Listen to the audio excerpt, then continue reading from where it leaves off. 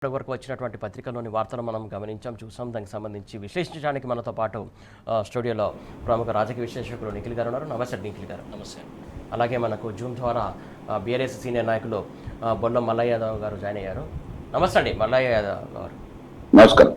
మల్లయ్య గారు, ప్రధానంగా ఏదైతే అసెంబ్లీకి సంబంధించినటువంటి ఏదైతే స్పీకర్ ఎమ్మెల్యేలకు సంబంధించి 10 మంది ఎమ్మెల్యేలకు నోటీసులు ఇవ్వాలి, వారిపైన క్లారిటీ తీసుకోవాలని చెప్పేసి కోర్టు ఇచ్చిన ఆదేశాల మేరకు ఎట్టకేలకు ఇప్పుడు ఒక 5 మంది ఎమ్మెల్యేలకు నోటీసులు ఇచ్చినటువంటి సందర్భం మనం చూస్తున్నాం. దీన్ని ఎట్లా చూస్తారు మీరు? ఈరోజు న్యాయ వ్యవస్థకి గౌరవం ఉంది, న్యాయ వ్యవస్థని కాపాడాల్సిన బాధ్యత ఉంది అని చెప్పేసి గుర్తు చేసే విధంగా ఈరోజు తీర్పునిచ్చారు. అదే రకంగా రాజ్యాంగ పరంగా రాజ్యాంగ పదవిలో ఉన్న స్పీకర్ గారు తీర్పును గౌరవించడమే కాకుండా ప్రజాస్వామ్య విలువల్ని కాపాడి ప్రజాస్వామ్యయుతంగా నిర్ణయం తీసుకోవాల్సిన బాధ్యత ఉంది. ఏదో అధికార పార్టీకి సంబంధించిన శాసనసభ్యుడిగా నేను ఎన్నికైనా ఈ రోజు అవకాశం వచ్చింది, స్పీకర్ గా కూర్చున్నావు, మా ప్రభుత్వం నుంచో లేకపోతే పైనుంచో ఒత్తిడి ఉంటుంది, ఒత్తిడి మేరకు నిర్ణయం తీసుకుంటాం అనేది కాకుండా చరిత్రలో నిలిచిపోయే విధంగా కాంగ్రెసే మామూలుగా ఫిరాయింపు నిరోధుల చట్టం తీసుకొచ్చింది. దానికి అనుగుణంగా ఈ రోజు దాన్ని అమలుపరచాల్సిన బాధ్యత ఉంది. దాన్ని విస్మరించి వీళ్ళే వెనక నుంచి డోర్లు తెరిచి వాళ్ళ అవసరాల కోసం డబ్బుల మూటలతోని పశువుల సంతలో ఏ రకంగా అయితే పశువులు కొంటారో ఆ రకంగా పశువులు మాదిరిగా ఎన్నికైన ప్రజాప్రతినిధులను కొనుక్కుంటున్న నేపథ్యంలో తప్పకుండా ఈ రోజు న్యాయ వ్యవస్థ స్పందించి తీర్పునిచ్చింది కాబట్టి ఆ తీర్పును గౌరవించి వెంటనే చర్యలు తీసుకోవాల్సిందిగా మేము స్పీకర్ గారిని కోరుతా ఉన్నాం. ఇది ప్రజాస్వామ్య విలువలకు సంబంధించిన విషయం. రేపు భావితరాల వాళ్ళు, భవిష్యత్ తరాల వాళ్ళు రాజకీయాలనంటే ఇంత నిక్కచ్చిగా నిస్వార్థంగా ఉంటాయని చెప్పేసి పారదర్శకంగా ఉండటానికి ఉపయోగపడే ఇటువంటి నిర్ణయాన్ని కాలయాపన చేయకుండా ఏదో మొక్కుబడిగా కాకుండా నోటీసులకే పరిమితం కాకుండా తప్పకుండా చర్యలు తీసుకోవాలి. ఎందుకు అనంటే ఈ పార్టీ మీద నమ్మకంతో ప్రజలు ఈ అధికారంలోకి రావాలని కానీ విపక్ష పాత్ర పోషించాలని కానీ అక్కడ స్థానికంగా ఉన్న ఆ ప్రజాప్రతినిధి లక్షలాది మంది ఓట్లేసి గెలిపించుకున్నారు. కారణం ఆ పార్టీ మీద గౌరవం, ఆ పార్టీ మీద రేపు ప్రజలకున్న విశ్వాసం. దాన్ని ఒమ్ము చేసి డబ్బుల మూటల కమ్ముడు పోయి రాత్రికి రాత్రి కండవలు మార్చిన ఇటువంటి నాయకుల్ని ఒకవేళ వాళ్ళకి చేతనైతే నిజంగా అభివృద్ధి అని చెప్పేసి అని అనుకుంటే, ప్రజల మీద మమకారం ఉంటే నియోజకవర్గాన్ని అభివృద్ధి చేయడానికి వీళ్ళు రాజకీయాల్లోకి వస్తే నిస్వార్థంగా రాజీనామా చేసి అధికార పార్టీలకు పోయేసి మళ్ళీ ఎన్నికై ప్రజాసేవ చేయొచ్చు. కానీ ఈరోజు అవకాశం ఇచ్చిన పార్టీని నట్టేట ముంచి కష్టకాలంలో మామూలుగా వాళ్ళు పదవులు పొందటానికి అధికార పార్టీలో పోయిన ఇటువంటి వాళ్ళని తప్పకుండా ఈరోజు కఠినమైన చర్యలు తీసుకోవడంతో పాటు ప్రజాకోర్టులో కూడా శిక్షలు వేయడానికి ప్రజలు సిద్ధంగా ఉన్నారు. తప్పకుండా స్పీకర్ గారు ఎటువంటి వెనక ముందు లేకుండా ఒత్తిళ్లకు తలొగ్గకుండా తప్పకుండా నిర్ణయం తీసుకొని అతి త్వరలో కోర్టు ఏ రకంగా అయితే ఆంక్షలు విధించి 3 నెలల్లో నోటీసులు ఇచ్చేసి అవసరమైతే మీరు కఠినంగా వాళ్ళని పిలిపించి మందలించైనా ఏ రకంగానైతే చర్యలు తీసుకుంటారో తీసుకోవాలని చెప్పిందో ఆ రకంగా వీలైనంత త్వరితగతిన పారదర్శకంగా విచారించి వెంటనే చర్యలు చేపట్టాల్సిందిగా మేము స్పీకర్ని కోరుతున్నాం. ఇది ఈ తరానికే కాదు, రేపు భవిష్యత్ తరాలు కూడా చరిత్రలో నిలిచిపోయే విధంగా మళ్ళీ రాజకీయాలలో ఇటువంటి జరగకుండా ఉండే విధంగా ఉపయోగపడుతుంది. కాబట్టి వెంటనే చర్యలు చేపట్టాల్సిన బాధ్యత ఉంది, ప్రజాస్వామ్యాన్ని కాపాడాల్సిన బాధ్యత కూడా ఉంది. నిఖిల్ గారు, ఒక 5గురికే నోటీస్ ఇచ్చారు, మిగతా 5గురు మాత్రం ఇవ్వలేదు. అంటే ఇందులో కూడా ఏమన్నా జరుగుతుందా అనుకోవాలా? ఇంకా 5గురికి ఇస్తారా ఏంటి అసలు? ముందుగా మీతో పాటు గౌరవనీయులు మాజీ శాసనసభ్యులు బొల్లం మల్లయ్య యాదవ్ గారికి నమస్కారం. వారితో పాటు టీ న్యూస్ ప్రేక్షకులందరికీ కూడా నమస్కారం. ఈ మొత్తం వ్యవహారంలో చూస్తే మీరు 10 మంది ఎమ్మెల్యేలు ఎవరైతే బీఆర్ఎస్ పార్టీకి సంబంధించి కారు గుర్తు మీద గెలిచి ఏమాత్రం ఆలోచన లేకుండా, ఏమాత్రం సోయి లేకుండా నిస్సిగ్గుగా పార్టీ మారినరో, కేవలం అధికార దాహం కోసం, కాంట్రాక్టుల కోసం డబ్బులు సంపాదించుకోవడం మాత్రమే మారినరో, వాళ్ళ నాయకులే చాలామంది చెప్తా ఉన్నారు. ఎవరైతే నిజంగా కాంగ్రెస్లో గెలిచిన వాళ్ళు ఉన్నారో వాళ్ళే చెప్తా ఉన్నారు, కేవలం డబ్బుల కోసమే వీళ్ళు వచ్చిండ్రు అని, కేవలం అధికారం చెలాయించడానికే వచ్చిండ్రు అని, ప్రజల కోసం వీళ్ళకి ఏమాత్రం ఆలోచన లేదని వాళ్ళే చెప్తా ఉన్నారు. ఇన్ని జరుగుతూ ఉంటే 10 మందికి నోటీసులు ఇస్తున్నారు అని చెప్తూ కూడా ఆ 10 మందిలో 5 మందికే ఇచ్చిన విషయాలు మనకు బయటకు వస్తూ ఉన్నాయి. ఇంకో 5 మందికి ఎందుకు ఇవ్వలేదు అనేది మొదటి ప్రశ్న. దీంట్లో లోపాయికారిగా ఏం జరుగుతుంది? రెండో విషయం ఏంటంటే, బీఆర్ఎస్ పార్టీలో గెలిచి ఖైరతాబాద్ నుండి కాంగ్రెస్ పార్టీలోకి పోవడమే ఒక తప్పు. శాసనసభ్యుడిగా ఒక పార్టీ గుర్తు మీద గెలిచి ఇంకో పార్టీలోకి పోవడం, ఆ పోవడమే ఒక తప్పు కాకుండా దాంతోపాటు మరొక తప్పు ఏం చేసిండ్రు వాళ్ళు? అదే దానం నాగేందర్ గారిని కాంగ్రెస్ పార్టీ గుర్తు మీద శాసనసభ్యుడిగా ఉంటూనే పార్లమెంటుకు పోటీ చేయించిండ్రు కాంగ్రెస్ పార్టీ గుర్తు మీద. ఇది ఏ రకంగా పోటీ చేయిస్తారు, ఎన్నికల నియమావళి ఏ రకంగా ఉంది, ఎన్నికల చట్టాలు ఏం చెప్తా ఉన్నాయి, ఇన్ని చెప్తా ఉంటే వీళ్ళ పార్టీకి కేంద్ర స్థాయిలో కీలకంగా ఉన్నటువంటి అగ్రనాయకుడు రాహుల్ గాంధీ గారు ఏం చెప్తా ఉన్నారు, పొద్దున్న లేస్తే రాజ్యాంగం పట్టుకొని దేశమంతా తిరుగుతూ ఉన్నారు, మొహబ్బత్కి దుకాణం చెప్తా ఉన్నారు. ఇన్ని చెప్తున్న మీరు పక్క పార్టీలో గెలిచిన ఎమ్మెల్యేలను సిగ్గు లేకుండా ఏ రకంగా తీసుకుంటా ఉన్నారు. ఇంకొకటి స్పీకర్ గారిని నేను అంటే స్పీకర్ గారికి సంబంధించి చాలా ఇవన్నీ రూల్స్ ఫ్రేమ్ అయి ఉంటాయి, కానీ ఒక్కసారి స్పీకర్ గారు ఆలోచన చేయాల్సింది ఏంటంటే ఇంతమందిని చేర్చుకున్నది ఎవరు? ఫస్ట్ శాసనసభలో లీడర్గా ఉన్నటువంటి రాష్ట్ర ముఖ్యమంత్రిగా ఉన్నటువంటి ముఖ్యమంత్రి గారే ఈరోజు ఈ ఎమ్మెల్యేలందరినీ చేర్చుకొని వాళ్ళకి స్వయంగా కండువాలు కప్పిన పరిస్థితులు మనం చూసినాము. లీడర్గా ఉన్నటువంటి వ్యక్తే ఈరోజు శాసనసభను నడపాల్సినటువంటి వ్యక్తే వాళ్ళని చేర్చుకోవడం మరొక తప్పుగా కనబడతా ఉంది. గతంలో ఇదే రేవంత్ రెడ్డి గారు పీసీసీ అధ్యక్షుడిగా ఉన్నప్పుడు కానీ వివిధ హోదాల్లో తను పనిచేసినప్పుడు కానీ అనేక విమర్శలు చేసిండ్రు ప్రతిపక్షాల మీద. ఇన్ని విమర్శలు చేసినటువంటి మీరు స్వయంగా కండువాలు కప్పే రకంగా చేర్చుకుంటా ఉన్నారు. ఈరోజు ముఖ్యమంత్రి గారి మీద కూడా చర్యలు తీసుకోవాల్సిన అవసరం ఉంటుంది. ఇట్లాంటివి ఇందాక మల్లన్న గారు చెప్తున్నట్టుగా చాలామంది ఎమ్మెల్యేలు ఎవరైతే తప్పు చేసి ఎవరైతే పార్టీ మారినరో వాళ్ళ మీద చర్యలు తీసుకోవడంతో పాటు వాళ్ళను మార్చుతూ వాళ్ళ మెడలో కండువాలు వేసినటువంటి వ్యక్తి మీద కూడా చర్యలు తీసుకోవాల్సిన అవసరం ఉంటుంది. గతంలో ఎటువంటి నియమాలు మనం చూసాము, గతంలో ఎటువంటి ఆనవాయితీ కొనసాగేది, ఈరోజు ఏ రకంగా ఆలోచనలు చేస్తూ ఉన్నారు, ఏ రకంగా సంతలో పశువులను కొన్నట్టుగా కొంటా ఉన్నారు. గతంలో ఇదే రేవంత్ రెడ్డి గారు ఎమ్మెల్సీలను కొంటూ ఏ రకంగా పట్టుబడ్డారు మనం చూసినాము. అదే రేవంత్ రెడ్డి గారు ఈరోజు మళ్ళీ కారు గుర్తు మీద గెలిచిన ఎమ్మెల్యేలను కొనుగోలు చేస్తూ ఉన్నారు. ఒకవైపు వాళ్ళ రాహుల్ గాంధీ గారేమో నీతి సూత్రాలు చెప్తా ఉంటే రేవంత్ రెడ్డి గారేమో వాటన్నింటినీ పక్కన పెడుతూ రాహుల్ కాంగ్రెస్ వేరు, రేవంత్ కాంగ్రెస్ వేరు అన్న విధంగా ఈ ఎమ్మెల్యేలందరినీ లాక్కునే ప్రయత్నం చేస్తూ ఉన్నారు. ఈ ఎమ్మెల్యేలు మరొక విషయం గమనిస్తే నిన్న నోటీసులు ఇచ్చిన తర్వాత కృష్ణమోహన్ రెడ్డి గారు మాట్లాడినట్టుగా చూసినాను. నేను ఇక్కడ ఏదో ఛానల్లో మాట్లాడుతూ ఉంటే నేను ఇంకా బీఆర్ఎస్ పార్టీలోనే ఉన్నా అని చెప్తా ఉన్నారు. బీఆర్ఎస్ పార్టీలో ఉంటే బీఆర్ఎస్ పార్టీ కార్యాలయానికి రండి, మీరు తెలంగాణ భవన్కి రండి.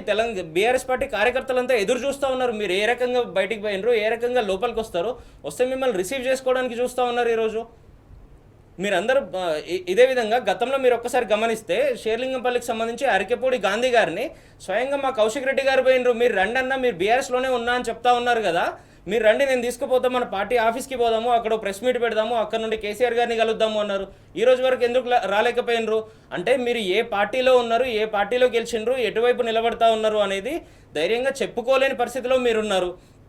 మరొక విషయాన్ని గమనిస్తే రాష్ట్రంలో అసెంబ్లీ కొలువు తీరిన తర్వాత కడియం శ్రీహరి గారు బీఆర్ఎస్ పార్టీ తరఫున అనేక నీతి వ్యాఖ్యలు చెప్పినారు ఇదే అసెంబ్లీలో నిలబడి. రానున్న అప్పుడు జరిగినటువంటి కొద్ది రోజుల్లోనే ఏం చేసిండ్రు, 2-3 నెలలు కూడా గడవకముందే ఇమీడియట్గా పార్టీ మారిండ్రు. నిన్నగాక మొన్న 15-20 రోజుల క్రితం ఏదో ఛానల్కి సంబంధించిన మిత్రుడు మీరు ఏ పార్టీలో ఉన్నారు సార్ అని అడుగుతా ఉన్నాడు. ఏ పార్టీలో ఉండాలనో ఆ పార్టీలోనే ఉన్నా అంటాడు.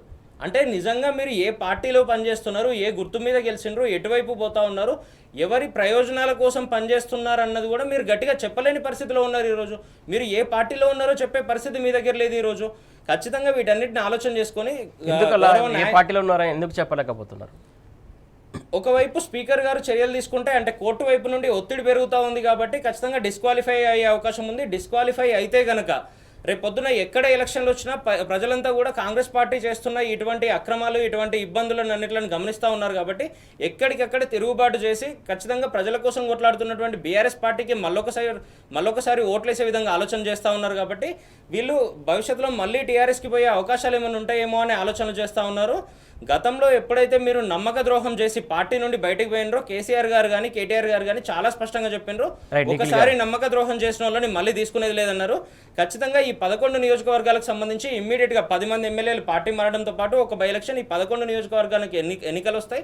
ఈ ఎన్నికల్లో పార్టీ మారిన ప్రతి ఒక్కరిని కూడా శిక్షించడానికి, బహిరంగంగా ప్రజాకోర్టులోనే శిక్షించడానికి రాష్ట్ర ప్రజలంతా ఈరోజు సిద్ధంగా ఉన్నారు. ఏదైతే కాంగ్రెస్ పార్టీని నమ్మి వెళ్ళినటువంటి 10 మంది ఎమ్మెల్యేల పరిస్థితి ఇప్పుడు ఎలా ఉంది, అసలు వాళ్ళని నమ్మినందుకు వీళ్ళు ఎలాంటి ఇబ్బందులు ఎదుర్కొంటున్నారనే అంశం చూద్దాం మనం ఇప్పుడు.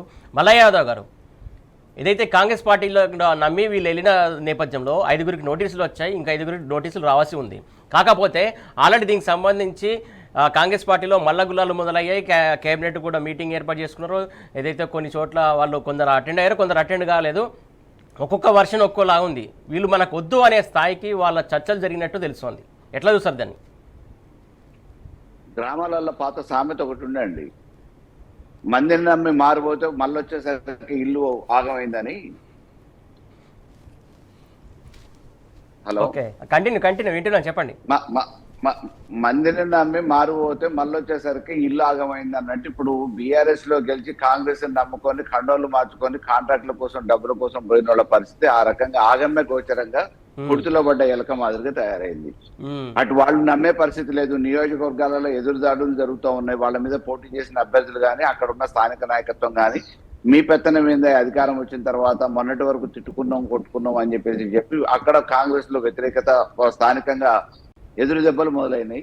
ఇక్కడ మమ్మల్ని నట్టేట ముంచి నాయకత్వంగా నీకు అవకాశం ఇస్తే మేమందరం కష్టపడి గెలిపిస్తే అసెంబ్లీకి పంపిస్తే మమ్మల్ని నట్టేట ముంచడం అని చెప్పేసి అక్కడ ఉన్న బీఆర్ఎస్ నాయకత్వం ప్రజలు చిత్కరించుకుంటున్నారు. అటు కాకుండా ఇటు కాకుండా ఆగమ్య గోచరంగా వాళ్ళ భవిష్యత్తు అంధకారంలో తయారైంది. ఎటుగాని సందిగ్ధంలో ఎటు తేల్చుకోలేని పరిస్థితులలో వాళ్ళు ఉన్నారు. రాజకీయంగా భూస్థాపితమే, అందులో ఎటువంటి అనుమానం లేదు, ఇబ్బంది లేదు. ఎందుకంటే ఇవాళ స్పీకర్ గారు నిర్ణయం తీసుకున్నా తీసుకోకపోయినా తదుపరి చర్యలు న్యాయస్థాన పరంగా మేము తీసుకుంటామని చెప్పేసి క్లియర్ గా సుప్రీంకోర్టు న్యాయమూర్తి గారు చెప్పడం జరిగింది.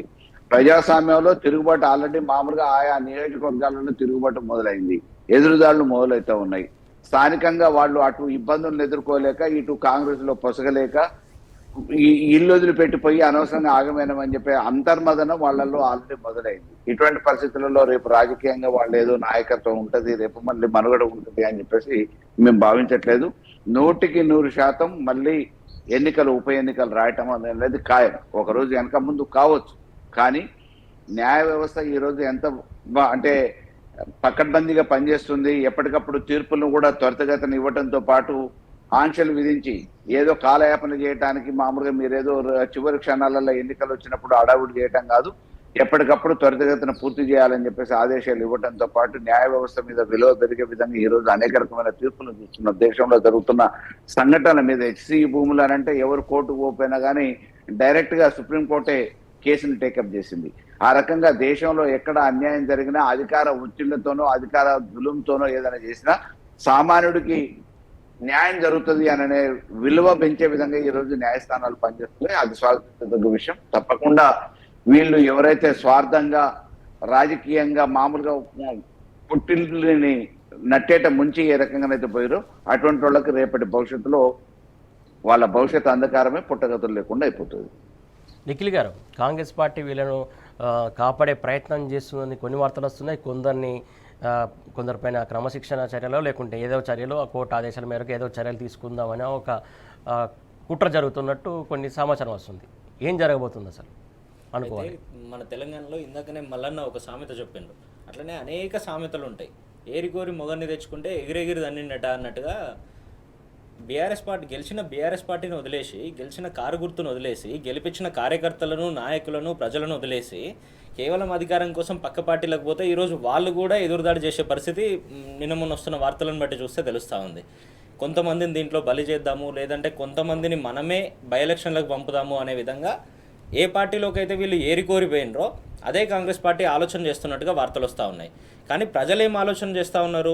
వీళ్ళు ఏ విషయంలో అయితే ఏ ఆలోచనలు చేసి అయితే పక్క పార్టీలోకి పోయినరో, అధికార పార్టీలోకి పోయినరో, పోయినప్పుడు చెప్పిన విషయాలను ఒక్కటి కూడా అమలు చేయలేదు. కాబట్టి కేవలం నియోజకవర్గ అభివృద్ధి అన్న మాట చెప్పి వీళ్ళు పోయినరు. కాబట్టి పోయిన తర్వాత ఎక్కడ కూడా ఫండ్స్ తెచ్చిన పరిస్థితి కానీ, లేదంటే అభివృద్ధికి సంబంధించి ఎక్కడ ఫౌండేషన్ చేసిన పరిస్థితి కానీ లేదు. కాబట్టి ప్రజలంతా చాలా స్పష్టంగా గమనించినారు.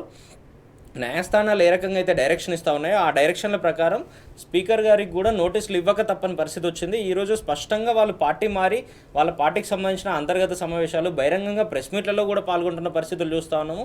ఇప్పటికీ ఒకరిద్దరు ఎమ్మెల్యేలు ఏదో మేము చాలా తెలివిగా ఆలోచన చేస్తున్నామని వాళ్ళు అనుకుంటా ఉన్నారు. నిన్న మొన్న 2-3 ఎమ్మెల్యేలు ఏ రకంగా అయితే మేము ఇంకా బీఆర్ఎస్లోనే కొనసాగుతున్నామని చెప్పినరో అనేక ప్రూఫ్స్ ఉన్నాయి. కాబట్టి ఈ ప్రూఫ్స్ అన్ని కూడా న్యాయస్థానం ముందు ప్రధాన ప్రతిపక్షంగా ఏ పార్టీ నుండి అయితే గెలిచినరో అదే బీఆర్ఎస్ పార్టీ న్యాయస్థానాల ముందు పెట్టింది. ఖచ్చితంగా అతి త్వరలో ఉప ఎన్నికలు వచ్చే అవకాశం చాలా చాలా స్పష్టంగా తెలుస్తూ ఉంది. ప్రజలంతా ఈరోజు కర్రుగాల్చి వాత పెట్టడానికి చాలా సిద్ధంగా ఎదురు చూస్తూ ఉన్నారు. అయితే ఏదైతే ఆధారాలు ఉన్న వాళ్ళను సేవ్ చేయాలనుకుంటారో ఆధార్ లేని వాళ్ళను సేవ్ చేయాలనుకుంటారు అనేది ఇక్కడ ఒక కీలక పరిణామం నెలకొన్నటువంటి పరిస్థితి. అంటే ఆధారాలు ఉన్న వాళ్ళకేమో ముందస్తు నోటీసులు వేయలేదు, ఆధారాలు లేని వాళ్ళకేమో నోటీసు ఇచ్చారు. ఇక్కడ మీరు గమనించారా? అయితే అందరికీ నోటీసులు ఇచ్చే అవకాశం ఉంటుంది. నోటీసులు ఇచ్చినా ఇవ్వకపోయినా కూడా మిగతా వాళ్ళని కూడా డిస్క్వాలిఫై చేసే అవకాశం ఉంటుంది. మరీ దానం నాగేందర్ గారి లాంటి వాళ్ళని అయితే పక్క పార్టీ మీద, అంటే ఒక పార్టీలో గెలిచి ఇంకో పార్టీలో పోటీ చేసినటువంటి దానం నాగేందర్ గారి లాంటి వాళ్ళను కంప్లీట్గా అసలు శాసన సభ్యత్వమే రద్దు చేసే అవకాశాలు కూడా ఉండే అవకాశం ఉంది. గతంలో భారతదేశంలో మనం అనేక రాష్ట్రాల్లో ఇటువంటి పరిస్థితులు చూసినాము. ఏమాత్రం ఆలోచన లేకుండా ప్రజలు నవ్వుకుంటారన్న కనీస సిగ్గు కూడా లేకుండా ఏ రకంగా వాళ్ళకి ఇదే కాంగ్రెస్ పార్టీ టికెట్ ఇచ్చింది, పక్క పార్టీలో గెలిచిన దానికి రాజీనామా కూడా చేయకుండా మరొక పదవికి ఏ రకంగా పోటీ చేస్తారు వీళ్ళు. అదేవిధంగా నిన్న ఎవరైతే 5 మంది పేర్లు చెప్తా ఉన్నారో, ఎవరైతే 5 మంది పేర్లు బయటకు వస్తూ ఉన్నాయో వీళ్ళకి మాత్రమే నోటీసులు ఇచ్చినామని, మిగతా 5 మందికి కూడా ఖచ్చితంగా సేమ్ రూల్స్ అప్లికేబుల్ అయ్యే అవకాశం ఉంటుంది. మిగతా 5 మందికి కూడా అటువైపు రేవంత్ రెడ్డి గారు కానివ్వండి, వాళ్ళ పీసీసీ అధ్యక్షుడు కానివ్వండి, కీలక నాయకులు కానివ్వండి, స్వయంగా కండువాలు కప్పి పార్టీలోకి ఆహ్వానించారు. స్వయంగా వాళ్ళ పార్టీ సమావేశాల్లో పార్టిసిపేట్ చేసినటువంటి పరిస్థితులన్నీ మనం చూసినాం. దానికి సంబంధించిన కంప్లీట్ వీడియోలు, ఫోటోగ్రాఫ్స్ అనేక సార్లు ఈరోజు వరకు పబ్లిక్ డొమైన్కి వచ్చినాయి. ఇన్ని జరుగుతూ ఉంటే కూడా మేము పోలేదు అని కేవలం భయభ్రాంతులకు గురవుతూ మాత్రమే వీళ్ళు ఆలోచనలు చేస్తూ ఉన్నారు. మళ్ళీ ఏదైతే బీఆర్ఎస్ పార్టీలోకి రావాలని 2-3 ఎమ్మెల్యేలు ఆలోచనలు చేస్తూ ఉన్నారు, వాళ్ళ కార్యకర్తలతో చెప్తా ఉన్నారో ఆ విషయాలు కూడా బయటకు వచ్చినాయి. ఇన్ని జరిగిన తర్వాత ఒకటి బీఆర్ఎస్ పార్టీ తరఫున మేము తీసుకోము అని చాలా స్పష్టంగా చెప్తా ఉన్నారు. రెండోది అటు కాంగ్రెస్ పార్టీ కూడా వాళ్ళను మీరు మళ్ళీ కూడా ఎలక్షన్లకు పోయే అవసరం ఉంది, మీరు బై ఎలక్షన్లకు పోవాల్సిందే అనే విధంగా వాళ్ళ పీక మీద కత్తులు పెడుతున్న పరిస్థితులు మనం ఈరోజు చూస్తూ ఉన్నాము. ఇవన్నీ చూస్తూ ఉంటే రాష్ట్రంలో కాంగ్రెస్ పార్టీ ఒకవైపు హామీల అమలు విషయంలో ఏ రకంగా విఫలమవుతూ ఉంది, కనీసం వాళ్ళని నమ్మి వాళ్ళ దగ్గరకు వచ్చినటువంటి ఎమ్మెల్యేలను కాపాడుకునే పరిస్థితి కూడా వాళ్ళ దగ్గర లేనటువంటి పరిస్థితులన్నీ కూడా రాష్ట్ర వ్యాప్తంగా కనబడుతూ ఉన్నాయి. ఏదేమైనప్పటికీ 11 స్థానాల్లో 10 ఉప ఎన్నికలతో 10 ఈ పార్టీ మారిన ఎమ్మెల్యేలతో పాటు ఒక ఉప ఎన్నిక జూబ్లీ హిల్స్కి సంబంధించి ఏదైతే ఉందో వీటన్నిట్లలో కూడా ఎప్పుడు ఎలక్షన్లు వచ్చినా కూడా కేవలం బీఆర్ఎస్ పార్టీని, కేవలం ప్రజల పక్షాన కొట్లాడుతున్నటువంటి ప్రతిపక్ష పార్టీకి మాత్రమే అవకాశం ఇచ్చే విధంగా రాష్ట్ర ప్రజలంతా ఆలోచన చేస్తూ ఉన్నారు. ఇవన్నీ గమనించి ఇప్పటికైనా కూడా వాళ్ళు ఏదైతే హామీలు ఇచ్చే ఎలక్షన్లకు పోయినరో ఆ హామీలన్నింటిలో 6 గ్యారంటీలు కానివ్వండి, 13 హామీలను కానివ్వండి, మిగతా అనేక హామీలు ఏవైతే ఉన్నాయో వాటన్నిటిని కూడా అమలు చేయాల్సిన అవసరం ఉంది. ఈరోజు కేవలం రాష్ట్ర ప్రజలను ఇబ్బంది పెట్టే విధంగా మాత్రమే, వాళ్ళని డైవర్షన్ చేసే విధంగా మాత్రమే ఇటువంటి అనేక విషయాలను చర్చకు తీసుకురావడము, లేదంటే ప్రతిపక్ష పార్టీలను బదనం చేయడము, ఇటువంటి ఆలోచనలు చేస్తూ ఉన్నారు. ఇప్పటికైనా అవన్నీ మానుకొని ఇచ్చిన హామీల మీద ఫోకస్ చేయాల్సిన అవసరం ఉంది. రైట్ సార్, మొత్తం చూస్తున్నాం కదా, ఏదైతే క్రమశిక్షణ పేరిట ఖచ్చితంగా ఎమ్మెల్యేల పైన ఖచ్చితంగా క్రమశిక్షణ రాహిత్యానికి సంబంధించి అయితే నిర్ణయం తీసుకోవాల్సినటువంటి ఆవశ్యకత ఏర్పడింది. మొత్తానికి ఈ 5గురికి కాదు, మిగతా 5గురికి కూడా ఖచ్చితంగా ఇవ్వాలి. ఏదైతే కోర్టు ఆదేశాలు ఉన్నాయి కాబట్టి ఖచ్చితంగా ఇవ్వాల్సిందని చెప్పేసి వీళ్ళు చెప్తున్నటువంటి అంశం. ఏదైతే నీళ్ళ సమస్య గత బీఆర్ఎస్ ప్రభుత్వంలో పరిష్కారం అవుతున్నటువంటి క్రమంలో ఇటు కాంగ్రెస్ పార్టీ అధికారంలోకి వచ్చిన తర్వాత మళ్ళీ నీళ్ళ సమస్య మొదటికి వచ్చినటువంటి పరిస్థితి నెలకొంది. ఏదైతే రోజుకో ప్రాజెక్టు సంబంధించి ఇటు ఆంధ్రకు నీళ్లను మళ్లించే ప్రక్రియ, లేదంటే తమిళనాడుకు ప్రక్రియ పంపించే ప్రయత్నాలు జరుగుతున్నటువంటి సందర్భం కనబడుతుంది. మల్లయ్య యాదవ్ గారు, మొత్తానికి రోజుకో ప్రాజెక్ట్ సంబంధించి ఇటు ఆంధ్రకు కట్టబెట్టడానికో, లేకుంటే తమిళనాడుకు నీళ్ళని తిక్కిపోవడానికో, ప్రాణహిత కావచ్చు, ఇలా బల్కచర్ల కావచ్చు, ఇచ్చంపల్లి కావచ్చు, ఈ ప్రాజెక్టులకు సంబంధించి నీళ్ళని ఎత్తుకుపోయే క్రమాన్ని ఎలా చూస్తారు అసలు? ఈరోజు మన తెలంగాణ రాష్ట్రానికి ఉన్న ముఖ్యమంత్రి చంద్రబాబు ప్రతినిధిగా ఆంధ్ర ప్రాంతానికి సంబంధించిన ప్రతినిధి అధికారిగా పనిచేస్తున్నాడు తప్ప తెలంగాణ ప్రజల ప్రయోజనాలను కాపాడటానికి పనిచేసే ముఖ్యమంత్రిగా పనిచేయట్లేదు. ఇక్కడ ఈ తెలంగాణ ప్రజానికం కొట్లాడిందే 14 సంవత్సరాలు సుదీర్ఘ పోరాటం చేసిందే నీళ్ల కోసం, నిధుల కోసం. అటువంటి నీళ్లను ఈ రోజు సాధించుకుంటే తరలించుకుపోవడానికి ప్రయత్నాలు జరుగుతూ ఉంటే ఆ ప్రయత్నాలకి ఈయన ఏ రకంగా సహాయపడే ప్రయత్నం చేస్తున్నాడు తప్ప అడ్డుకునే ప్రయత్నం చేయట్లేదు.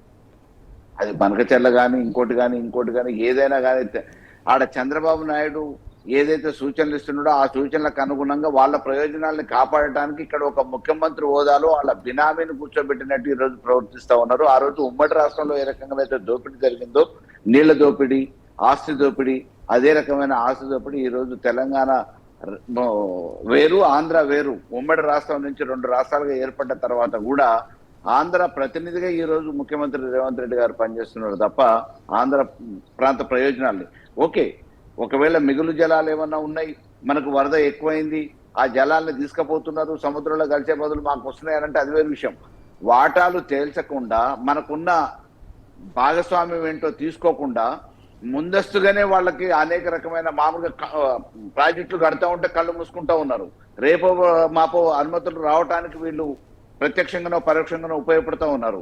వాళ్ళు తీసుకుపోయే ప్రాజెక్టులకు కావాల్సిన అనుమతుల కోసం పరోక్షంగా ఢిల్లీలో మీటింగులు జరిగితే దాని గురించి ప్రస్తావన రాలేదని అంటారు. వారి రాష్ట్రానికి, ఆంధ్ర ప్రాంతానికి, ఆంధ్ర రాష్ట్రానికి సంబంధించిన నీటిపారుదల శాఖ మంత్రి వచ్చేమో దాని గురించి బనకచెర్ల గురించి డిబేట్ నడిచింది, చర్చ జరిగింది. దీని గురించి చర్చ జరిగింది అని చెప్తారు. ఒక ముఖ్యమంత్రి రాజ్యాంగ పదవిలో ఉండి, ముఖ్యమంత్రి హోదాలో ఉండి ఈ ప్రాంత ప్రజల ప్రయోజనాల్ని కాపాడాల్సిన వ్యక్తి బయటకు వచ్చి బహిరంగంగా బుకాయించే ప్రయత్నం చేసి జరిగిన చర్చను కూడా మభ్యపెట్టే ప్రయత్నం చేస్తున్నట్టు ఇంతకంటే దురదృష్టం ఇంకోటి లేదు. ఎందుకంటే ముఖ్యమంత్రి అయ్యుండి ఆడ చర్చ దేనికోసమైతే జరిగిందో ఆ చర్చ జరిగిన విషయాన్ని కూడా పక్కదోవ పట్టించేసి మభ్యపెట్టే ప్రయత్నం చేస్తున్నాడంటే రేపు ఈ రాష్ట్రాన్ని నట్టేట ముంచడానికి, అమ్మేయటానికి, తాకట్టు పెట్టడానికి, చంద్రబాబుకి తాకట్టు పెట్టడానికి ప్రయత్నం జరుగుతూ ఉంది. ఇప్పటికైనా తెలంగాణ ప్రజానికం మేల్కోవాల్సిన అవసరం ఉంది.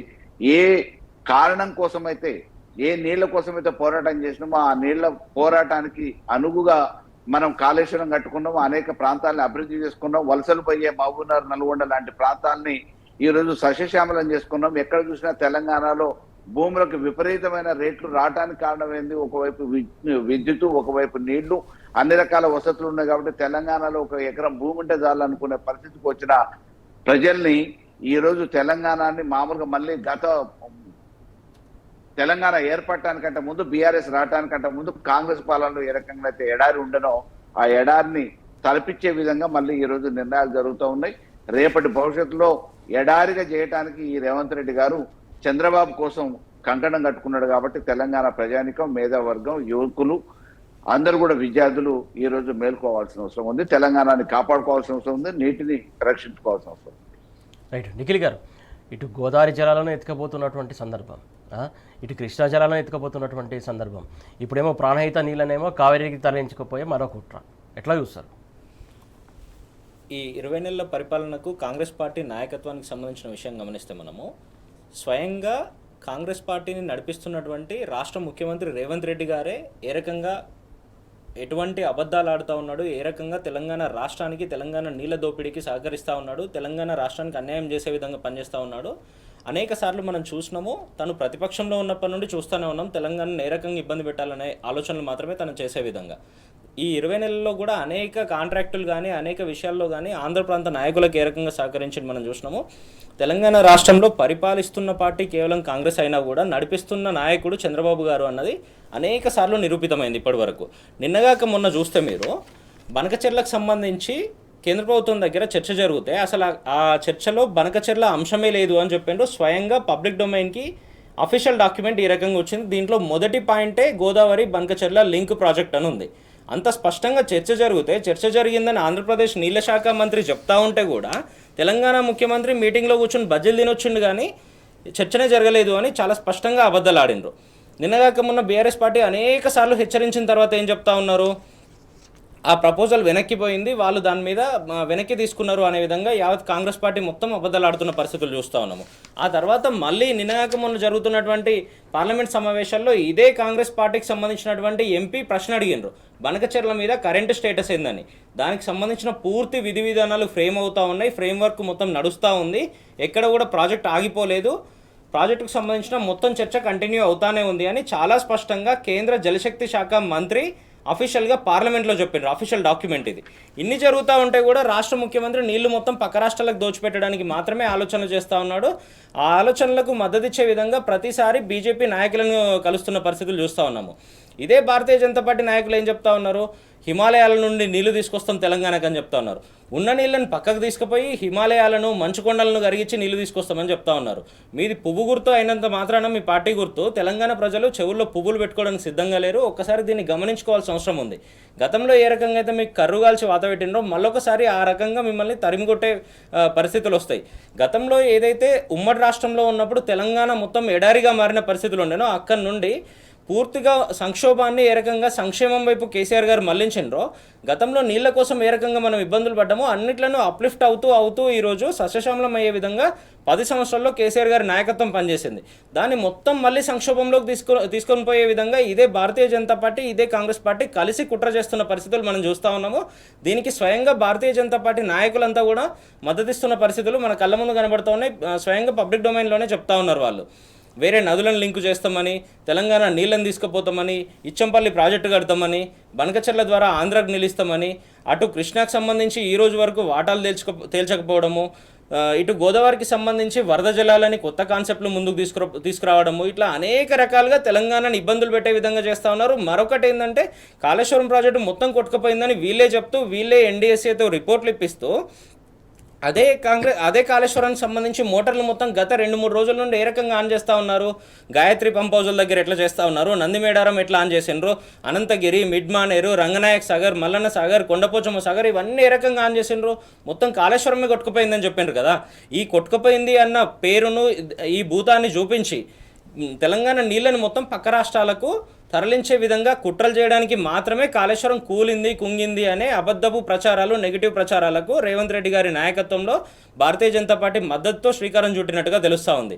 ఇప్పటికైనా ఈ కుట్రలు కుతంత్రాలు మొత్తం ఆపి ఈరోజు 2-3 రోజుల నుండి మోటార్లన్నీ ఏ రకంగా పనిచేస్తూ ఉన్నాయో రాష్ట్ర ప్రజలంతా గమనిస్తూ ఉన్నారు, నీళ్లు మొత్తం ఏ రకంగా పొలాలకు మల్లుతూ ఉన్నాయో రాష్ట్ర ప్రజలంతా చూస్తూ ఉన్నారు. కాబట్టి ఇప్పటికైనా మీ అబద్ధపు ప్రచారాలు మొత్తం ఆపి తెలంగాణ నీళ్లను మొత్తం రక్షించాల్సిన అవసరం, ఆ బాధ్యత మీ మీద ఉన్నది. ఈరోజు రాష్ట్ర ముఖ్యమంత్రిగా తెలంగాణ రాష్ట్రం నుండి 8 మంది ఎంపీలను గెలిపించినట్టుగా భారతీయ జనతా పార్టీ నాయకులు కూడా ఈరోజు చొరవ తీసుకొని తెలంగాణ నీళ్లను, తెలంగాణ వాటాలు పూర్తిగా తేల్చిన తర్వాతనే అడిషనల్గా ఏమన్నా ఉంటే అప్పుడు పక్క రాష్ట్రాల గురించి ఆలోచన చేయాల్సిన అవసరం ఉంది. కానీ ఆల్రెడీ గతంలో ఎడారిగా ఉన్నదాన్ని ఏ రకంగా అయితే కేసీఆర్ గారు అప్లిఫ్ట్ చేసి భారతదేశంలోనే నెంబర్ 1గా తీర్చిదిద్దిండ్రో తెలంగాణ రాష్ట్రాన్ని, దాంట్లో ఆ విషయంలో ఎక్కడ ఇబ్బందులు జరిగినా కూడా యావత్ రాష్ట్రం మొత్తం కూడా ఈరోజు రోడ్ల మీదకి వచ్చి తిరుగుబాటు చేసే అవసరం ఉంది. మిమ్మల్ని చీల్చి చెండాడే పరిస్థితులు వస్తాయి. అంతవరకు తెచ్చుకొని రాష్ట్ర పరువును, రాష్ట్రానికి సంబంధించిన వనరులను ఈరోజు ఇబ్బంది పెట్టే విధంగా మీరు చేస్తున్న ఆలోచనలు మొత్తం మానుకొని రాష్ట్ర ప్రయోజనాల కోసం పనిచేయాల్సిన అవసరం ఉంది. రాష్ట్ర రైతాంగాన్ని ఇబ్బందులు పెట్టకుండా రాష్ట్రానికి సంబంధించిన నీళ్లను పంట పొలాలకు ఎక్కడికక్కడ ఇచ్చే విధంగా మీరు ఆలోచన చేయాల్సిన అవసరం ఉంది. రాష్ట్రానికి సంబంధించి ఎక్కడ నీళ్ళకు సంబంధించిన చర్చ జరిగినా కూడా పూర్తిగా నీళ్ళ వాటాలు తేలిన తర్వాతనే రాష్ట్రానికి సంబంధించిన పూర్తి అలొకేషన్స్ కానీ పూర్తి ప్రాజెక్టుల వారీగా మొత్తం నీళ్లు అలొకేట్ చేసిన తర్వాత మాత్రమే మీరు పక్క రాష్ట్రాలకు సంబంధించి ఆలోచన చేయాల్సిన అవసరం ఉంది. గతంలో ఇచ్చిన బ్రిజేష్ కుమార్ ట్రిబ్యునల్ కానీ బచావో ట్రిబ్యునల్ కానీ ఆ అవార్డులు మొత్తం అమలు అయిన తర్వాతనే మీరు ఆలోచన చేయాల్సిన అవసరం ఉంటుంది. ఇవన్నీ పక్కన పెట్టి కేవలం రాష్ట్ర ప్రయోజనాలను దెబ్బతీసే విధంగా మాత్రమే మీ ఆలోచనలు కొనసాగుతూ ఉన్నట్టుగా ఈరోజు యావత్ రాష్ట్రం అంతా కూడా గమనిస్తూ ఉన్న నేపథ్యంలో మీరు ఇమ్మీడియట్గా ఈ ఆలోచనలు మానుకోవాల్సిన అవసరం ఉంది. మీరేమో తెలంగాణ ప్రయోజనాలకు ఆలోచించాలంటున్నారు. తెలంగాణ ముఖ్యమంత్రి హోదాలో ఆయన ఏమో అక్కడికి పోయేమో బల్కచర్లకేమో కమిటీకి ఓకే చెప్పేసి వస్తాడు. ఇక్కడేమో నిన్న జరిగినటువంటి జలశోధనలోనేమో దీనికి అంగీకారం తెలుపుతారు, ఏది చెంపల్లి ప్రాజెక్టుకి. ఇప్పుడేమో ఈ ప్రాణహిత చేవెళ్ళకు సంబంధించి కూడా చర్చ జరుగుతున్నట్టు సమాచారం. కంప్లీట్గా వ్యతిరేకంగా మాట్లాడుతున్నటువంటి సిచ్యువేషన్, ఓకే చెప్తున్నటువంటి సిచ్యువేషన్. అయితే ఆయనకు నీళ్ళ మీద అవగాహన లేదు, నోటి మీద అదుపు లేదు. కేవలం నోట్ల కట్టలు మనకి ఏ రకంగా వస్తాయి, ఆ నోట్ల కట్టలను తీసుకుపోయి మనం ఏం చేయాలి, ఏ రకంగా కొల్లగొట్టాలి, దీని మీద మాత్రమే తన ఆలోచనలు నడుస్తున్నట్టుగా తెలుస్తూ ఉంది. రాష్ట్రంలో ఇంత ఇబ్బంది పడుతూ గతంలో ఏ రకంగా ఇబ్బందులు పడ్డామో మనం చూసినాము. నీళ్లు లేక స్వయంగా తనే అసెంబ్లీలో అనేక సార్లు గతంలో ఉమ్మడి రాష్ట్రంలో ఉన్నప్పుడు తెలుగుదేశం పార్టీ శాసనసభ్యుడిగా ఉన్నప్పుడు ఏ రకంగా మాట్లాడిండు మనం చూసినాము తెలంగాణ పరిస్థితుల మీద. ఈరోజు మీ చేతుకు బాధ్యత వచ్చిన తర్వాత, మీరే నాయకత్వంలో కూర్చున్న తర్వాత, మీరే ముఖ్యమంత్రి హోదాలో ఉన్న తర్వాత తెలంగాణ రాష్ట్రంలో నీళ్లను మళ్ళీ దోపిడీ చేసే విధంగా ఏ రకంగా ఆలోచన చేస్తూ ఉన్నారు.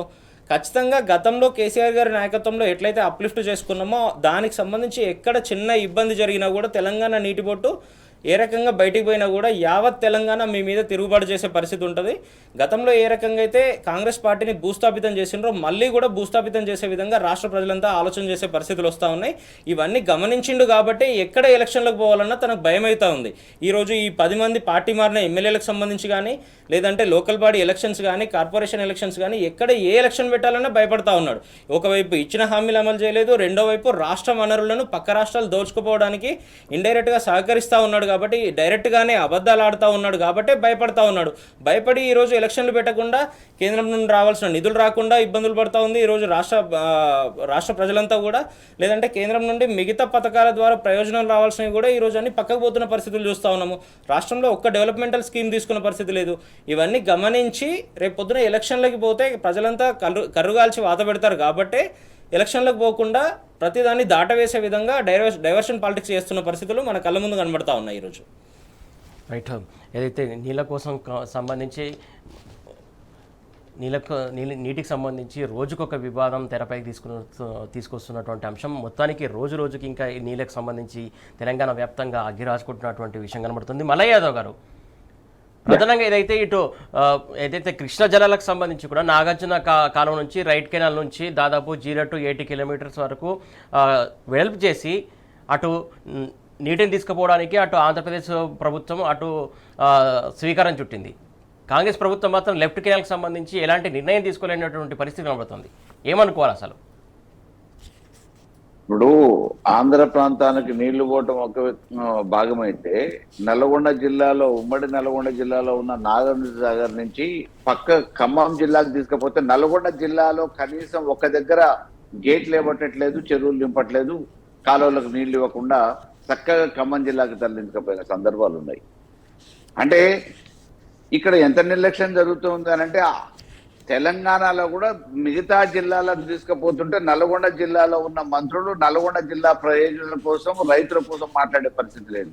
దానికి అనుగుణంగా ఇక రేవంత్ రెడ్డి గారు అయితే స్వతహాగా చంద్రబాబు నాయుడు గారికి ఏజెంట్ గానే పనిచేస్తున్నారు కాబట్టి ఆంధ్ర వాళ్ళు ఇప్పుడు ఎటు తీసుకుపోతామంటే అప్పుడు నాగార్జున సాగర్ తవ్వి ఒక పొరపాటు చేస్తే తెలంగాణకు అన్యాయం చేస్తే ఈ రోజు అన్ని రకాలుగా మామూలుగా ఇంకా కొద్దిగా వెడల్పు చేసి కావాల్సిన నీళ్ళని ఎక్కువ టీఎంసీలు తీసుకుపోవడానికి అన్ని రకాలుగా కొల్లగొట్టే ప్రయత్నం చేస్తా ఉన్నారు. దీనికి ఏజెంట్గా కాంగ్రెస్ ప్రభుత్వం, రేవంత్ రెడ్డి గారు బాధ్యత బహిరంగంగా పనిచేస్తున్నారు కాబట్టి దీనికి ఏకైక మార్గం మళ్ళీ రక్షించుకోవడానికి ఉద్యమం చేపట్టడమే. తెలంగాణ ఏ లక్ష్య సాధన కోసం అయితే తెచ్చుకున్నామో ఆ లక్ష్య సాధన 10 సంవత్సరాలు పూర్తయిన తర్వాత ఈ రోజు దోపిడీ జరుగుతూ ఉంది. ఈ దోపిడీని అడ్డుకోవాల్సిన అవసరం ఉంది. స్వరాష్ట్రంలో జరుగుతున్న దోపిడీని పక్క రాష్ట్రం వాళ్ళు తీసుకుపోతా ఉంటే కళ్ళెప్పగించి చూస్తున్న ఈ కాంగ్రెస్ కళ్ళుండి కూడా చూడలేక కాదు, వాళ్ళకి ఏజెంట్ గా పనిచేస్తుంది కాబట్టి దీన్ని రక్షించుకోవాలంటే ఏకైక మార్గం ఈ రోజు మళ్ళీ తెలంగాణ ఉద్యమం మాదిరిగా ఈ దోపిడీని అడ్డుకోవడానికి విద్యార్థి లోకం, యువతరం, మేధావర్గం, అన్ని వర్గాల వాళ్ళు మళ్ళీ ఒకసారి ఉద్యమాన్ని చేపట్టాల్సిన అవసరం.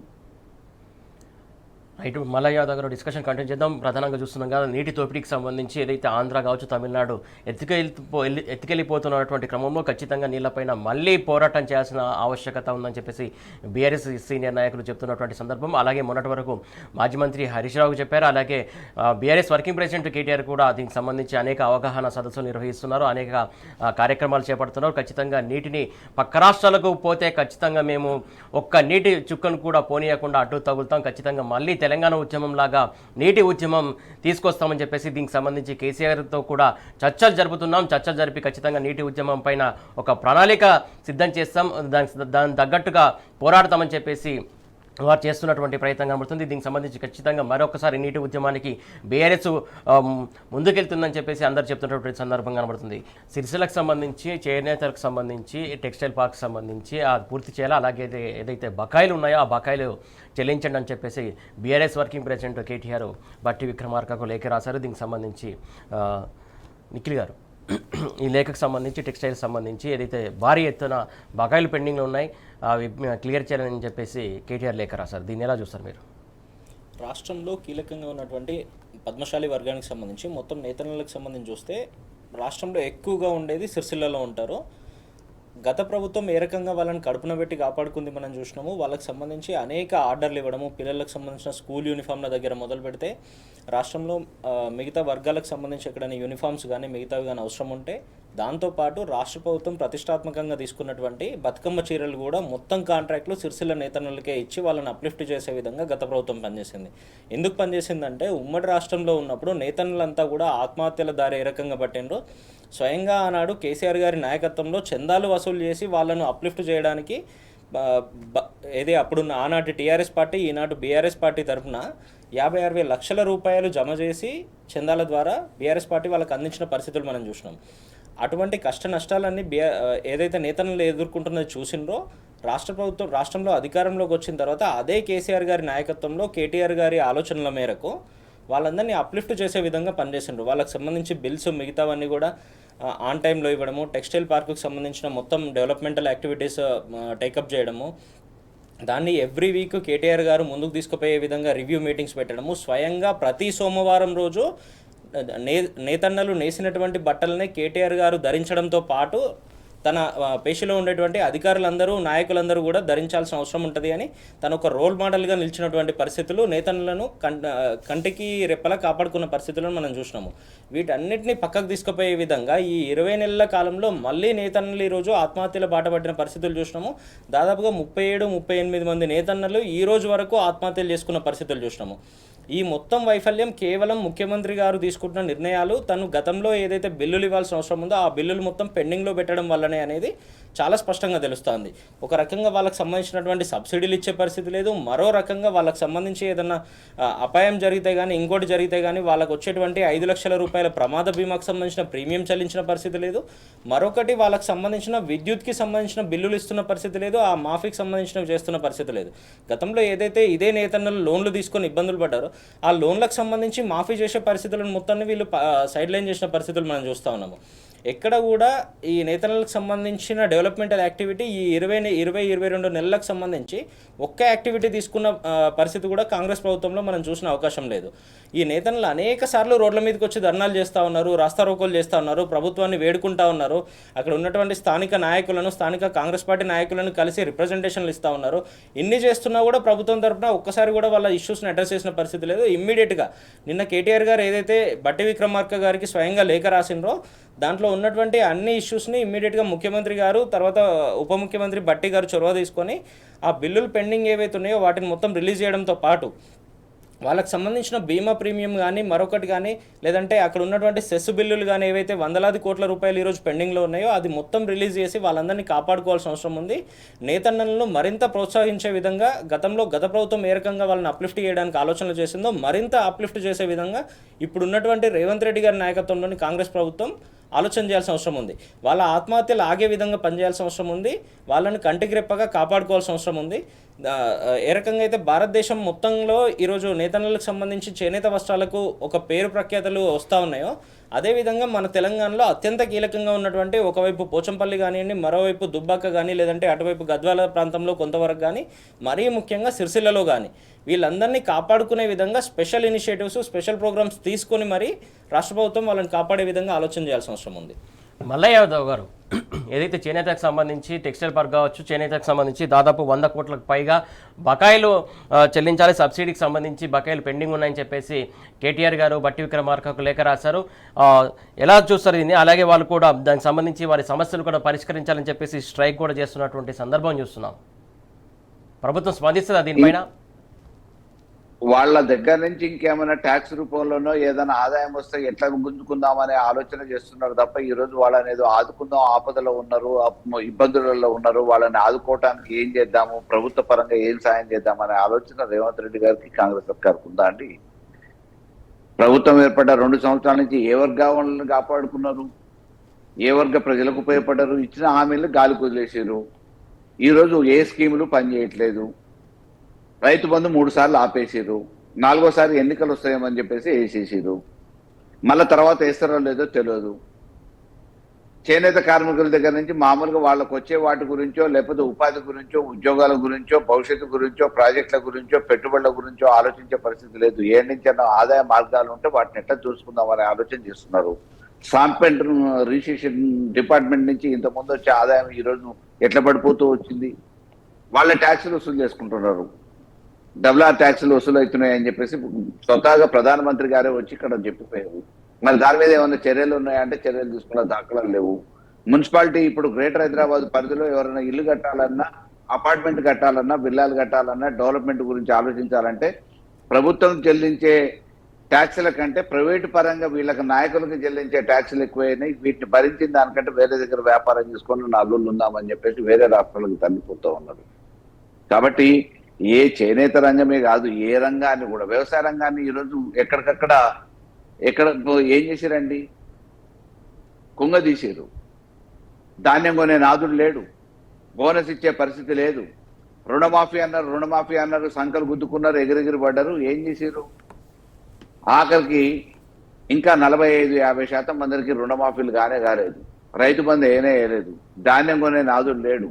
వర్షాకాలం వస్తే మొన్న మొత్తం మొలకెత్తిపోయినాయి. ఎక్కడికక్కడ మార్కెటింగ్ వ్యవస్థ సరిగా లేదు. ఇవాళ యూరియా కోసం కొట్లాడుతున్నారు. నడివీధులలో తలకాయలు వదిలిపోతూ ఉన్నాయి. చక్కెర వచ్చి తినక నీళ్లు తాగేసి వచ్చినోడు యూరియా బస్తా కోసం నిలబడితే చక్కెర వచ్చి మామూలుగా బీపీలు పడిపోయో తలకాయలు వదిలి హాస్పిటల్లో జాయిన్ అవుతూ ఉన్నారు. తుమ్మల నాగేశ్వరరావు ఏం చెప్తున్నాడు? దీన్ని చూసి వాళ్ళు వచ్చేటోళ్ళందరూ రాజకీయాల కోసం, ఫోటోల కోసం వస్తున్నారు. సిగ్గు శరమే ఉండదు మాట్లాడటానికి.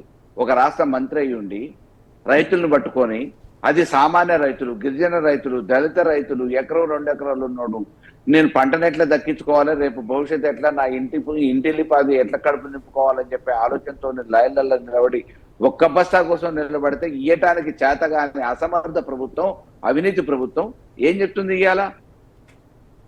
వాళ్ళ మీద నెట్టే ప్రయత్నం చేస్తా ఉన్నారు. ఏ రంగాన్ని అభివృద్ధి చేసిన దాఖలా లేవు. ఏ రంగానికి ఆ రంగం ఏ రకంగా క్షీణించిపోవాలి, వాళ్ళ అక్కడ ఉన్న డబ్బుల్ని ఏ రకంగా దోచుకోవాలని ఆలోచన చేస్తా ఉన్నారు.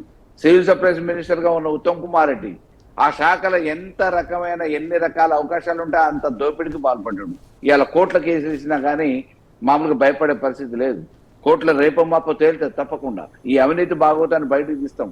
బస్తాల పేరు మీద మిల్లులలో ఉన్న ధాన్యాన్ని కొనుగోలు చేయడానికి టెండర్ల పేరు మీద ఎంత భాగవతం జరిగింది, 1000 కోట్ల దోపిడీ జరిగింది. ఇవాళ మున్సిపాలిటీ శాఖ దగ్గర పెట్టుకొని ముఖ్యమంత్రి ఏం చేస్తున్నాడు, హోంశాఖను దగ్గర పెట్టుకొని ఏం చేస్తున్నాడు, శాంతి భద్రతలు మొత్తం తెలంగాణలో దెబ్బతిపోయినాయి. కాబట్టి ఏ రంగాన్ని అభివృద్ధి చేద్దామనే ఆలోచన ఉద్దేశం వాళ్ళకు లేదు. ఎక్కడికక్కడ దీన్ని ఎట్లా దోచుకోవాలి, ఇసుక మాఫియా జరుగుతూ ఉంది, మద్యం సిండికేట్ జరుగుతూ ఉంది. ఈ రోజు రాష్ట్రంలో ఎక్కడ చూసినా కానీ బెల్ట్ షాపులు నడుస్తూ ఉన్నాయి. ఈ ఎక్సైజ్ ఫీజులు పెంచడమే కాదు, ఆదాయాన్ని మద్యం ద్వారా ఎట్లా పోగు చేసుకోవాలని ఆలోచన చేస్తూ ఉన్నారు. అంత పెద్ద శ్రీరంగ నీతులు మాట్లాడారు అంతకుముందు ప్రభుత్వంలో. ప్రతిపక్షంగా ఉన్నప్పుడు వీళ్ళేది పెద్ద దేశాన్ని ఉద్ధరించేటోళ్ళక, రాష్ట్రాన్ని ఉద్ధరించేటోళ్ళక, ప్రజల బాగు కోసమే మేము పుట్టినవి అన్నట్టు మాట్లాడిన ఈ నాయకులు ఈ రోజు చేస్తున్నది ఏంది? అక్రమ దందాలు, ఇసుక వ్యాపారం, మట్టి మాఫియా, మద్యం మాఫియా, అన్ని మాఫియాలతోని మామూలుగా జేబులు నింపుకొని వాళ్ళ ఢిల్లీకి ముడుపులు చెల్లిస్తున్నారు, వీళ్ళు జేబులు నింపుకుంటున్నారు, రాష్ట్రాన్ని దివాలా దింపిస్తున్నారు. ఇది ఈ రోజు తెలంగాణకి దాపురించిన శాపం మాదిరిగా కాంగ్రెస్ సర్కారు. ఇటువంటి పరిస్థితులలో ఏ రంగాన్ని అభివృద్ధి చేస్తారని ఆశించలేం. ఎవరికి వాళ్ళు ఆత్మాభిమానం కాకుండా ఆత్మస్థైర్యాన్ని పెంచుకొని మళ్ళా ఎదురుదాడి చేసి ఎన్నికలు ఎప్పుడు వస్తాయో మళ్ళీ కాంగ్రెస్ ఎట్లా దింపాలనేది ఆలోచించడమే ఏకైక మార్గం తప్ప దీనికి ప్రత్యామ్నాయం లేదు. కాబట్టి ఈరోజు తెలంగాణ యావత్ ప్రజానికం అన్ని రంగాల అన్ని ప్రాంతాలలో కూడా ఆలోచించాల్సిన అవసరం ఉంది. రైట్. మల్లయ్య యాదవ్ గారు, ఏదైతే ఏ రంగాన్ని కూడా అభివృద్ధి చేసే దిశలో కాంగ్రెస్ ప్రభుత్వం ప్రయత్నం చేయట్లేదని చెప్పేసి బీఆర్ఎస్ నాయకులు ఆరోపిస్తున్నారు. ప్రధానంగా అన్ని రంగాల్లో కూడా భ్రష్టు పట్టించినటువంటి ఘనత కాంగ్రెస్ ప్రభుత్వానికి, అది ముఖ్యమంత్రి హోదాలో రేవంత్కే దక్కుతుందని చెప్పేసి బీఆర్ఎస్ నాయకులు ఆరోపిస్తున్నటువంటి అంశం. పాలన జరుగుతుందా లేకుంటే పడకేసిందంటే కొన్ని అనుమానాలు వ్యక్తమవుతున్నాయి. ఏదైతే కొన్ని మంత్రి శాఖలు స్వయంగా ముఖ్యమంత్రి దగ్గర పెట్టుకున్నారు, అలాగే హోంమంత్రి ఆయన దగ్గర ఉంది, ఇక రకరకాలు ఉన్నాయి. దానికి సంబంధించి కొన్ని బిగ్ బ్రదర్ అనే ఒక పేరు వస్తుంది. దీనికి సంబంధించి ఐటమ్ మనం చూస్తున్నాం. ప్రధానంగా దీనికి సంబంధించి మనం అడుగుదాం. నిఖిల్ గారు, ప్రధానంగా ఏదైతే షాడో హోమ్ మినిస్టర్ ఎవడు, దీనికి సంబంధించి జరుగుతున్నటువంటి లావాదేవీలు ఏంటి, పోలీసు యంత్రాంగం ఒకవైపు ఉందా లేకుంటే ప్రభుత్వానికి అండగా నిలుస్తుందా లేకుంటే ఎవరి వెనకాల ఎట్లా నడుస్తుంది అనేది ఇక్కడ అందరిలో $1 మిలియన్ ప్రశ్న. ఏం జరుగుతుంది అసలు ఇన్సైడ్? ప్రభుత్వం, రాష్ట్ర ప్రజలంతా కూడా 4 కోట్ల మంది ఓట్లేసి ఈరోజు రేవంత్ రెడ్డి గారిని కాంగ్రెస్ పార్టీకి నాయకత్వం అందిస్తే వీళ్ళు చేస్తున్న పని ఏంటంటే ఈ 20 నెలల కాలంలో ఫుల్ సైజ్ క్యాబినెట్ని వేసే పరిస్థితి కూడా వీళ్ళ దగ్గర లేదు. రాష్ట్రంలో 18 మంది క్యాబినెట్ మంత్రులు ఉండే అవకాశం ఉంటే కూడా దాదాపుగా 17-18 నెలల వరకు 12 మందితోనే నడిపినరు. రాష్ట్ర ప్రజలంతా కూడా ఎప్పుడైతే గట్టిగా ప్రతిపక్షాలు ప్రశ్నించడం మొదలుపెట్టినరో అప్పుడు మరో 3 వేసిండ్రు. అంటే 18 మందిలో 15 మంది మంత్రులు మాత్రమే ఈ రోజుకు కూడా 20 నెలల తర్వాత కూడా పనిచేస్తున్న పరిస్థితులు మనం చూస్తూ ఉన్నాం. ఇంకో 3 మంత్రి పదవులు ఆల్రెడీ ఖాళీగా ఉన్నాయి. దీంట్లో మరీ ముఖ్యంగా మేజర్ పోర్ట్ఫోలియోలు ఏవైతే ఉంటాయో అవన్నీ కూడా ఈరోజు ముఖ్యమంత్రి గారే నిర్వహిస్తున్న, రేవంత్ రెడ్డి గారే నిర్వహిస్తున్న పరిస్థితులు చూస్తూ ఉన్నాం మనము. రాష్ట్రంలో హోంశాఖ తనే చూస్తూ ఉన్నాడు, విద్యాశాఖ తనే చూస్తూ ఉన్నాడు, మున్సిపల్ అడ్మినిస్ట్రేషన్ తనే చూస్తూ ఉన్నాడు, తర్వాత అర్బన్ డెవలప్మెంట్ తనే చూస్తూ ఉన్నాడు. ఇట్లా అనేక కీలకమైన శాఖలన్నీ కూడా తన దగ్గరనే పెట్టుకుంటా ఉన్నాడు. ఎందుకు వేరే నాయకులకు కానీ వేరే మంత్రులకు కానీ ఆ శాఖలు ఇస్తున్నటువంటి పరిస్థితి లేదు? పోనీ తనేమైనా రివ్యూలు చేసి ఆ శాఖలను అప్లిఫ్ట్ చేసేటట్టో, ఆ శాఖలను ముందుకు తీసుకుపోయేటట్టో ఏమైనా పనిచేస్తూ ఉన్నాడంటే అది లేదు. ఎంతసేపు ఢిల్లీకి చక్కర్లు కొట్టడం, లేదంటే రాష్ట్రంలో డైవర్షన్ పాలిటిక్స్ చేయడం తప్పితే ఆ శాఖల మీద ఒక్కసారి కూడా తను రివ్యూ పెట్టినటువంటి పరిస్థితి లేదు. హోంశాఖకు సంబంధించి లా అండ్ ఆర్డర్ ఇష్యూస్ ఈరోజు రాష్ట్రంలో ఏ రకంగా విలయతాండవం ఆడుతూ ఉన్నాయి మనం చూస్తూ ఉన్నాము. విద్యాశాఖకు సంబంధించి పిల్లలంతా ఈరోజు గురుకుల పిల్లలు కానీ మరో రకంగా కానీ ఏ రకంగా ఆత్మహత్యలు చేసుకుంటున్న పరిస్థితులు లేదంటే ఆసుపత్రుల పాలవుతున్న పరిస్థితులు మనం చూస్తూ ఉన్నాము. మున్సిపల్ అడ్మినిస్ట్రేషన్ కానీ అర్బన్ డెవలప్మెంట్కి సంబంధించి కానీ పట్టణాల్లో సమస్యలు ఏ రకంగా పేరుకుపోతున్నాయో మనం చూస్తూ ఉన్నాము. ఇన్ని జరుగుతూ ఉంటే కూడా ఆ శాఖలను వేరే వాళ్ళకి ఇస్తున్న పరిస్థితి లేదు. ఇవ్వకపోగా గత 15-20 రోజుల నుండి వార్తలు ఏం వింటా ఉన్నామంటే మనము అనేక మంది కాంగ్రెస్ పార్టీ నాయకులు కానీ ముఖ్యమంత్రికి చాలా దగ్గరగా ఉండే వ్యక్తులు కానీ షాడో మంత్రులుగా వ్యవహారాలను చక్కబెడతా ఉన్నారు అనేది వార్తలు వస్తూ ఉన్నాయి. దీంట్లో 1, 2, 3 అనే పేర్లు వచ్చినా కూడా వాళ్ళకి సంబంధించి ప్రతిపక్షాలు ఏదైనా విమర్శలు చేస్తే చాలు గతంలో మా క్రిషాంక్ గారిని కానీ మిగతా వ్యక్తులను కానీ వాళ్ళ మీద జస్ట్ సోషల్ మీడియాలో పోస్టులు పెట్టినరు అనే కారణాలతో పోలీస్ స్టేషన్లకు పిలిచిన పరిస్థితులు చూసినాము. మనము వాళ్ళని ఇబ్బంది పెట్టిన పరిస్థితులు చూసినాము, నిర్బంధించిన పరిస్థితులు చూసినాము. అంతా ఎందుకు భయపడతా ఉన్నారు? చట్టం వాళ్ళ చేతిలో లేకున్నా కూడా అధికారం మాత్రం వాళ్ళే చెలాయించే పరిస్థితులు ఈరోజు ఎందుకు నడుస్తూ ఉన్నాయి? అంటే మీకు ఆ సోయి లేదు, మీకు ఆ కెపాసిటీ లేదని మీరు ఒప్పుకుంటున్నారా, లేదంటే నడిపించే నాయకత్వం మీ దగ్గర లేదని ఒప్పుకుంటా ఉన్నారా? మరీ ముఖ్యంగా తెలుస్తూ ఉన్నది ఏంటంటే రాష్ట్రంలో అత్యంత కీలకమైనటువంటి ఆఫీసర్స్కి సంబంధించి ట్రాన్స్ఫర్లు కూడా ఆ షాడో మంత్రులే చూస్తూ ఉన్నారు అని తెలుస్తూ ఉంది. మరి ఆ షాడో మంత్రులు ఈరోజు చంద్రబాబు గారికి సంబంధించిన వ్యక్తులు నడిపిస్తూ ఉన్నారా, లేదంటే ఇదే రేవంత్ రెడ్డి గారికి సంబంధించిన తమ్ముళ్ళ, లేదంటే తనకు గతంలో సూట్ కేసులు అందించిన వాళ్ళు ఎవరన్నా ఆ షాడో మంత్రివర్గాన్ని నడుపుతా ఉన్నారా, షాడో శాఖలను నడుపుతా ఉన్నారా అనేది రాష్ట్ర ప్రజలంతా కూడా ఈరోజు ఎదురు చూస్తున్న పరిస్థితులు ఉన్నాయి. ఏదో ఒక రోజు ఖచ్చితంగా వాళ్ళ పేర్లు వాళ్ళ వ్యవస్థ మొత్తం బయటకు వచ్చే అవకాశం ఉంటుంది. రాకున్నా కూడా రానున్న రోజుల్లో బీఆర్ఎస్ పార్టీ అధికారంలోకి వచ్చిన తర్వాత ఖచ్చితంగా ఎవరెవరు వాళ్ళ అధికారం వాళ్ళ పరిధిలో లేకున్నా కూడా వాళ్ళకి సంబంధం లేకున్నా కూడా ప్రభుత్వానికి సంబంధించిన విషయాల్లో జోక్యం చేసుకొని రాష్ట్రంలో అధికారులను కానీ మరొక వర్గాలను కానీ ఇబ్బంది పెట్టే విధంగా వాళ్ళ దగ్గర నుండి డబ్బులు లాగడం కానీ ఇంకోటి కానీ చేస్తూ ఉన్నారో వాళ్ళందరి మీద చర్యలు ఉంటాయి. వాళ్ళందరినీ కోర్టు పరిధిలో కానీ న్యాయ వ్యవస్థల పరిధిలో కానీ నిలబెట్టే అవసరం ఉంటుంది.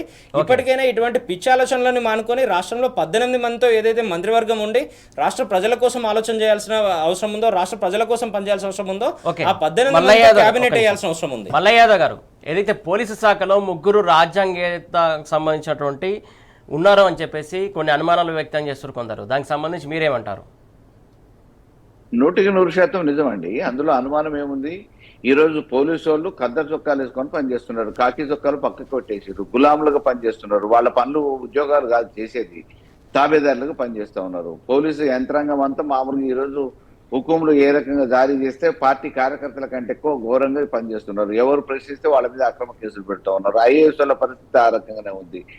కాబట్టి ఈరోజు షాడో అని కాదు, విచ్చలవిడిగా రాజ్యాంగానికి విఘాతం కలిగించే విధంగా ప్రజాస్వామ్యబద్ధంగా జరగాల్సిన ఈ ప్రభుత్వం ప్రజాస్వామ్య విరుద్ధంగా పనులు కార్యక్రమాలని నిర్వహిస్తూ ఉంది, ప్రభుత్వాన్ని నడిపిస్తూ ఉంది. కాబట్టి దీనికి ప్రజలే సమాధానం అతి త్వరలోనే చెప్తారు. ఎందుకంటే చైతన్యవంతమైన ఈ తెలంగాణలో ఇటువంటి వాటిని ఎప్పుడు కూడా సహించరు. రేపటి భవిష్యత్తే కాలమే సమాధానం చెప్తారు. రైట్, థ్యాంక్ యూ అండి మల్లయ్య యాదవ్ గారు, థ్యాంక్ యూ సో మచ్. అలాగే నిఖిల్ గారు, థ్యాంక్ యూ సో మచ్ అండి డిస్కషన్లో పాల్పంచుకున్నందుకు. మొత్తానికి చూస్తున్నాం కదా, ఏదైతే కాంగ్రెస్ పాలన రాజ్యాంగానికి తూట్లు పొడిచి పాలన కొనసాగిస్తుందని చెప్పేసి వీళ్ళు ఆరోపిస్తున్నటువంటి అంశం ఇది. ఇవాళ వార్తలు వాస్తవాలు. Keep watching tea news.